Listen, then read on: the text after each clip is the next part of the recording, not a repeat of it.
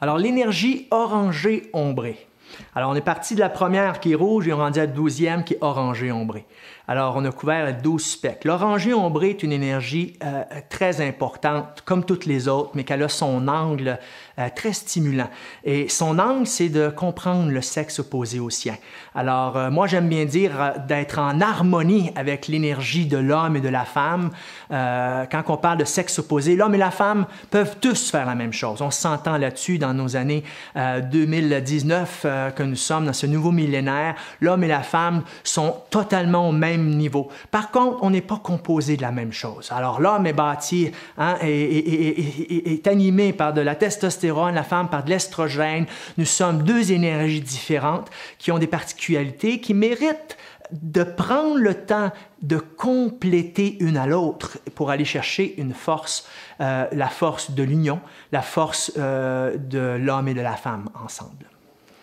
Or, l'orangée-ombrée, je comprends le sexe opposé au mien, que j'aime bien dire, je suis en harmonie avec l'énergie de l'homme et de la femme, est très importante. Dans notre siècle actuel, avec le nombre de divorces qui existent, de séparations, aussi toute la référence de la façon que le mariage, le rituel du mariage a été fait, à la vie et la mort, entre autres, c'est plus que ça, la vie d'unité entre un homme et une femme.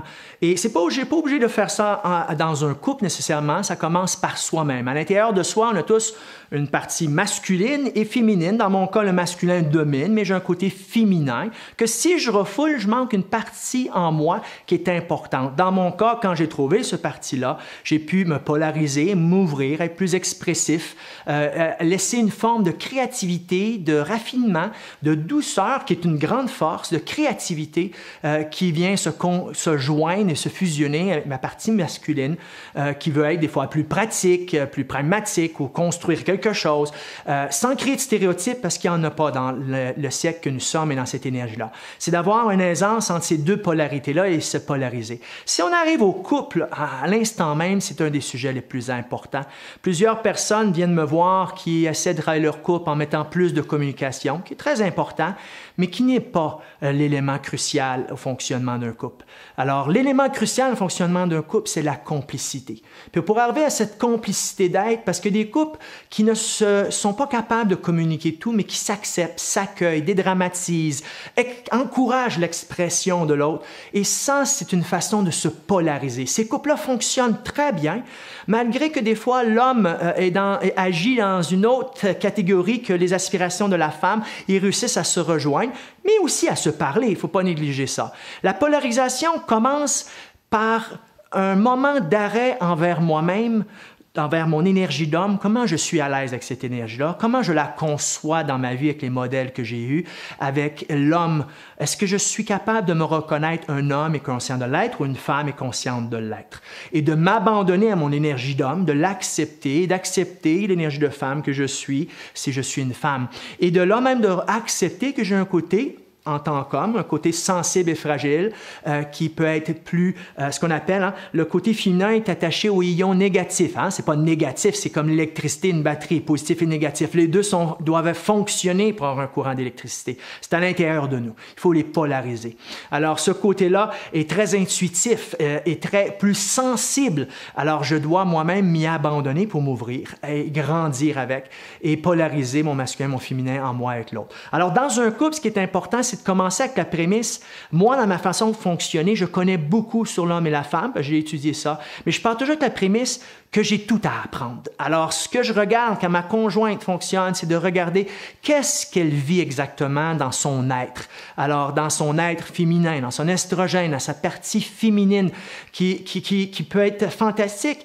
Qu'est-ce qu'elle vit? Pour moi, j'invite toujours mes gens à regarder sa femme ou son homme à ce qu'il compose. Je dis toujours que dans la femme, il y a une mère, il y a une amante qui est votre femme, puis il y a un enfant.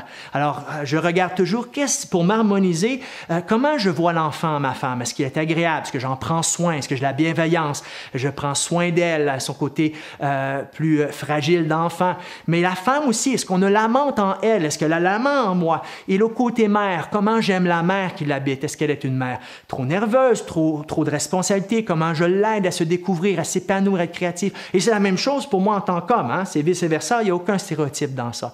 Alors quand j'ai ce regard-là mutuel, que je prends pour acquis, que j'ai tout à découvrir, que j'ai l'attention et le respect de la polarité de l'autre, je apprends et je découvre les mécanismes.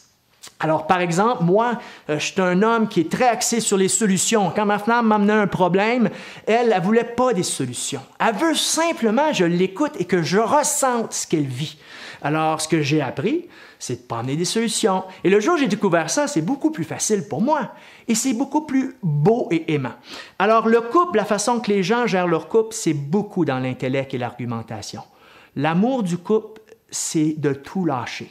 Un jour, ma femme, on avait argumentation, j'essaie de la comprendre et j'ai dit, c'est ça notre amour que l'on a en nous? Elle a tout lâché en un instant, elle m'a sauté dans les bras, elle dit, c'est corrigé.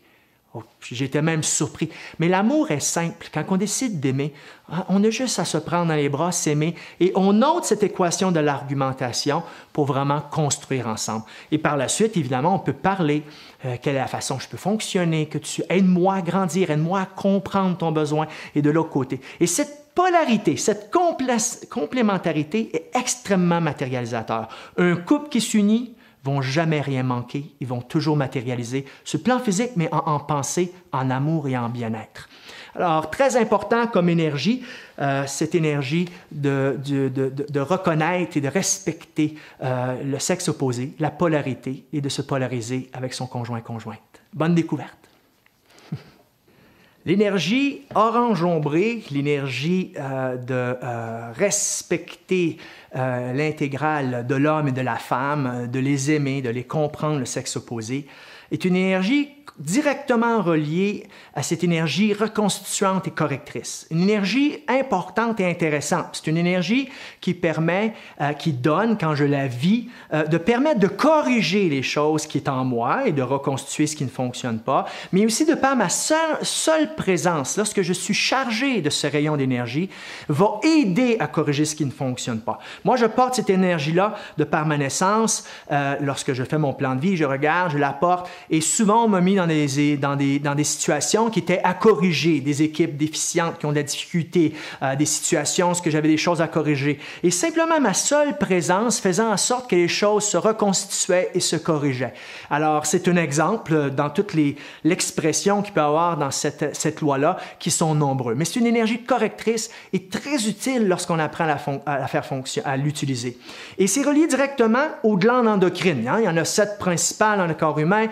Les glandes endocrines, c'est ce qui s'approche le plus dans la biochimie à ce qui est divin en haut. C'est extrêmement puissant.